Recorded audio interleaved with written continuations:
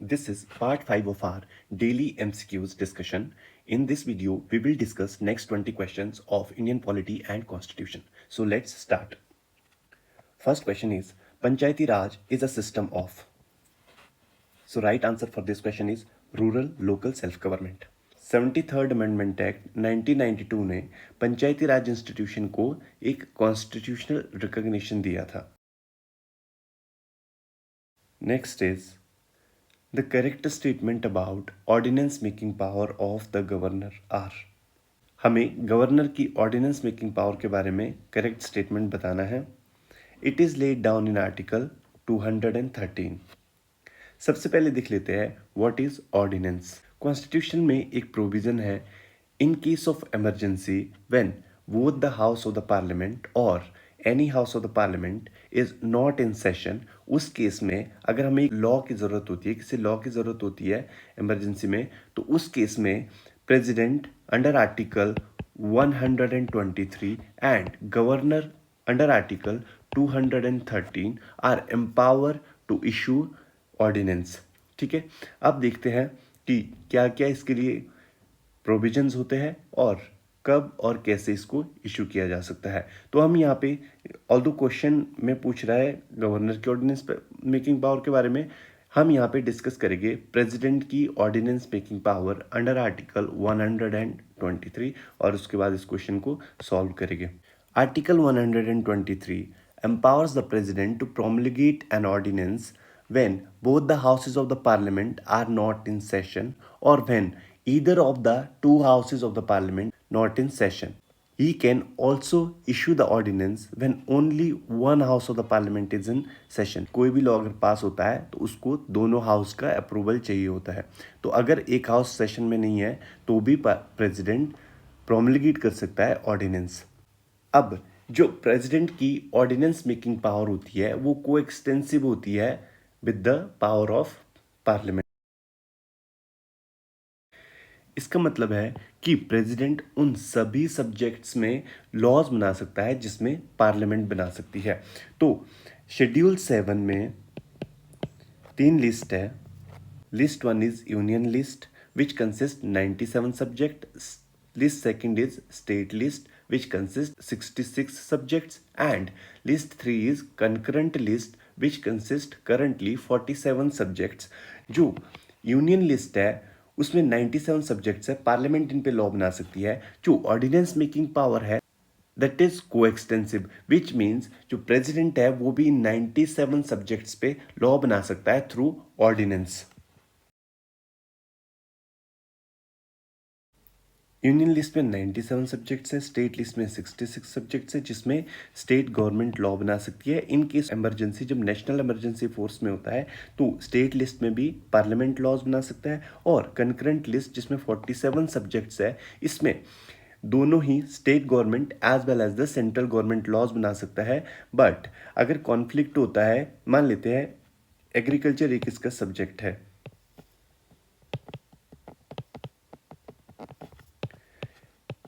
अगर एग्रीकल्चर में दोनों ने लॉ बनाया, स्टेट गवर्नमेंट ने भी और सेंट्रल गवर्नमेंट ने भी, in case of the conflict the laws of the parliament prevails over the state laws. तो उसमें पार्लियामेंट का लॉ प्रिवेल कर जाएगा स्टेट के लॉ पे. हमने देखा जो ऑर्डिनेंस मेकिंग पावर है वो को एक्सटेंसिव होता है. मीन्स जिन सभी सब्जेक्ट पे पार्लियामेंट लॉज बना सकता है उसमें प्रेसिडेंट ऑर्डिनेंस इशू कर सकता है. बट इसमें दो इम्प्लीकेशंस है. एक तो जो इसका ड्यूरेशन होता है वो ओनली 6 वीक्स होता है after the resembles of parliament. जब पार्लियामेंट वापस सेशन में आएगी तो उस ऑर्डिनेंस को एक पार्लियामेंट्री अप्रूवल चाहिए होता है और पार्लियामेंट के पास 6 वीक्स का टाइम होता है. तो in normal circumstances the life of the ordinance is 6 weeks. अगर ऑर्डिनेंस को विद इन 6 वीक्स पार्लियामेंट से अप्रूवल नहीं मिलता है, ऑर्डिनेंस की लाइफ एंड हो जाती है.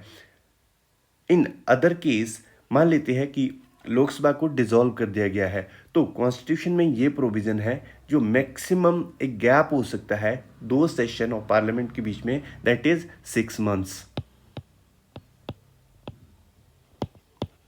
ठीक है, अब जब पार्लियामेंट रिजेंबल्स होगी तो उसे 6 वीक्स का टाइम मिलता है ऑर्डिनेंस को पास करने के लिए. तो 6 मंथ प्लस 6 वीक्स, ये मैक्सिमम एक लाइफ हो सकती है ऑर्डिनेंस की जब वो फोर्स में रहेगा। अगर इसके बाद पार्लियामेंट उसमें कोई एक्शन नहीं लेती है तो ऑर्डिनेंस की लाइफ जो है वो एंड हो जाती है। ऑर्डिनेंस को किसी भी टाइम प्रेसिडेंट द्वारा विड्रॉ किया जा सकता है, उसके लिए पार्लियामेंट्री अप्रूवल नहीं चाहिए होता है। अब हमने ये देखना है जो प्रेसिडेंट की ऑर्डिनेंस मेकिंग पावर होती है वो डिस्क्रिशनरी नहीं होती है, कि ऑर्डिनेंस लाना है या नहीं लाना है वो प्रेसिडेंट की इंडिविजुअल का डिसीजन नहीं होता है। प्रेसिडेंट को एडवाइज किया जाता है बाय काउंसिल ऑफ मिनिस्टर द्वारा, और उसको विड्रॉ करने के लिए भी काउंसिल ऑफ मिनिस्टर उसे एडवाइज करती है कि कब हटाना है नहीं हटाना है। तो ये पावर डिस्क्रिशनरी नहीं है, ये डिसीजन होता है council of minister headed by the prime minister. Ordinance retrospective हो सकता है। ऑर्डिनेंस से किसी भी एक्ट ऑफ पार्लियामेंट को रिपील या अमेंड किया जा सकता है, या फिर किसी भी जो ऑर्डिनेंस से लॉ बना हो उसे रिपील या अमेंड किया जा सकता है।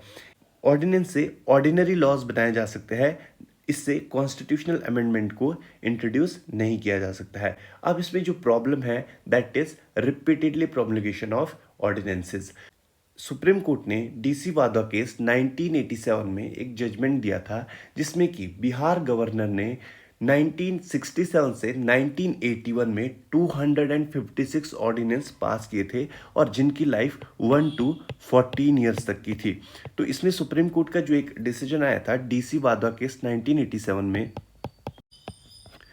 सुप्रीम कोर्ट ने कहा था कि ऑर्डिनेंस मेकिंग पावर को सिर्फ इमरजेंसी में यूज़ किया जाना चाहिए, और रिपीटेड जो है ऑर्डिनेंस वो पास नहीं किए जाने चाहिए। So this is all about ordinance making power of the president. Let's solve the question. First statement यहाँ पे दिया है, it is laid down in article 213। यहाँ गवर्नर की ऑर्डिनेंस मेकिंग पावर के बारे में बात हो रही है, विच इज करेक्ट स्टेटमेंट।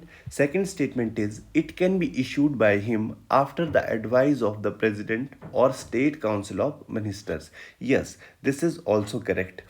जैसा मैंने कहा था कि जो प्रेसिडेंट और गवर्नर की है ये खुद की पावर नहीं होती है, उन्हें एडवाइस किया जाता है काउंसिल ऑफ मिनिस्टर के द्वारा, और in case of the state governor उन्हें प्रेसिडेंट या काउंसिल ऑफ द स्टेट जो है वो उसे एडवाइस करते हैं। Third is it is coextensive with the legislative power of the state legislature. Yes, जिन सभी सब्जेक्ट्स में स्टेट लॉज बना सकती है उसमें गवर्नर ऑर्डिनेंस ला सकते हैं, और स्टेट में जो सब्जेक्ट्स है that is under list second of schedule 7, और कंकरेंट लिस्ट में भी गवर्नर ऑर्डिनेंस बना सकते हैं। Number fourth statement that it can be issued only during the recess of state legislative assembly and not the legislative council. 7 states है जिनके पास bicameral legislature है, and these states are Andhra, Karnataka, Maharashtra, Telangana, Orissa, Bihar and Uttar Pradesh. इनके पास bicameral legislature है state में। Ordinance requires approval of both the houses of the state legislature. तो जिन हाउस में 2 लेजिस्लेचर है वहाँ पे अगर दोनों ही सेशन में नहीं है या 2 में से 1 सेशन में नहीं है, उस केस में गवर्नर इशू कर सकता है ऑर्डिनेंस। तो fourth statement is wrong. Fifth is it can not be withdrawn by him any time. This is also incorrect, क्योंकि ऑर्डिनेंस को किसी भी टाइम पे गवर्नर द्वारा विड्रॉ किया जा सकता है और इसके लिए लेजिस्लेचर का अप्रूवल नहीं लगता है। So 1, 2, 3 are correct. So the correct answer is सी।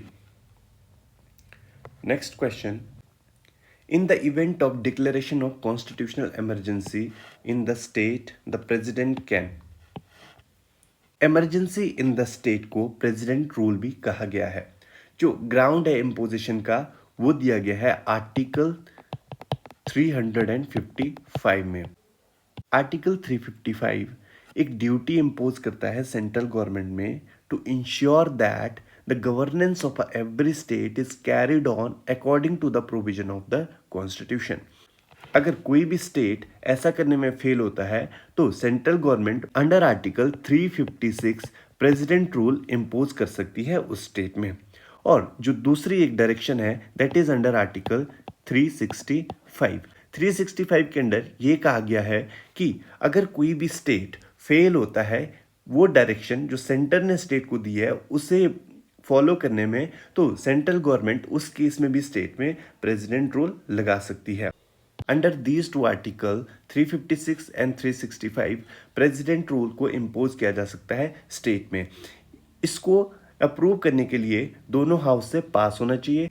इसको सस्टेन रखने के लिए after every 6 months it requires parliamentary approval. Maximum जो पीरियड होता है प्रेसिडेंट रूल का that is up to 3 years, और हर 6 मंथ्स बाद इसमें एक पार्लियामेंट्री अप्रूवल लगता है।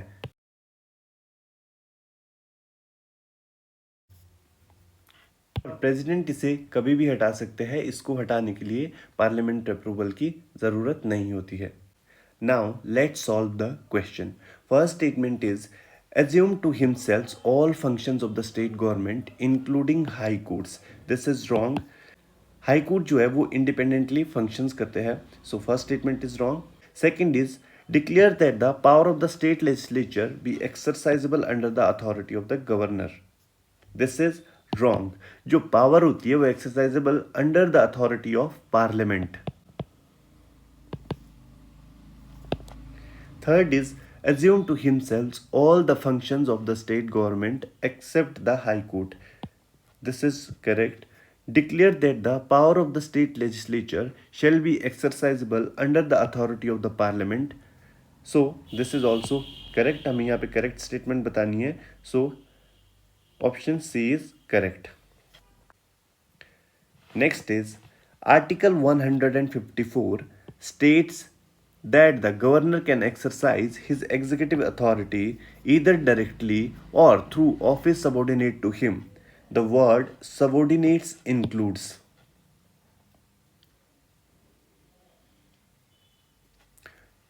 The right answer for this question is A, all the ministers and the chief minister. Next is, which of the following constitutional amendment act provided for the appointment of the same person as governor for 2 or more states? Right answer is B, which is 7th Amendment Act 1956. It provided for the appointment of the same governor for 2 or more states, और जो इसका salary होगा governor का वो divide हो जाता है between these 2 states.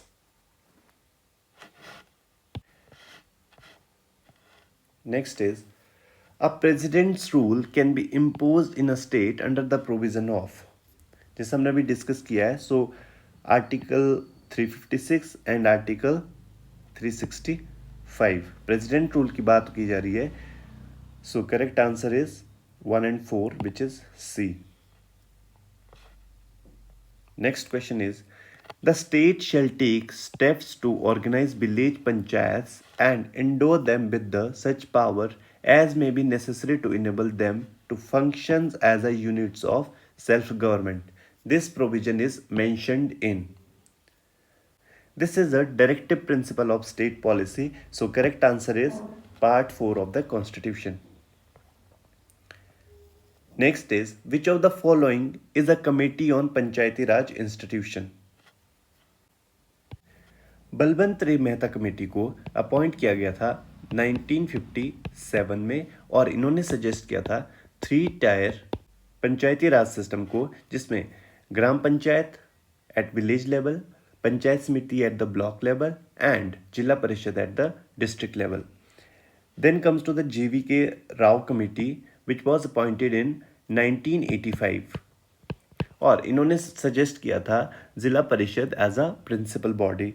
And then comes the LM Singhvi committee. LM Singhvi committee 1986 में अपॉइंट किया गया था एंड इट सजेस्ट कि जो पंचायती राज इंस्टीट्यूशन है उसे एक कॉन्स्टिट्यूशनल रिकॉग्निशन देना चाहिए. And then come the Ashok Mehta committee. Ashok Mehta committee को 1977 में अपॉइंट किया गया था और इन्होंने 2 tier of panchayati raj institution को सजेस्ट किया था. So here all committees are related to the panchayati raj institution. Next is the district and session जज works directly under the control of. Right answer is D. As we have seen, we have integrated judiciary, which means the chains of court. Supreme Court at the top, and then comes the High Court, and then lower courts. So right answer is D. Next is Panchayati Raj form of rural government was adopted first by. So right answer for this question is Rajasthan and Andhra Pradesh. पहले राजस्थान ने किया था, Nagaur district of Rajasthan से इसको implement किया गया था, and second state was the Andhra Pradesh.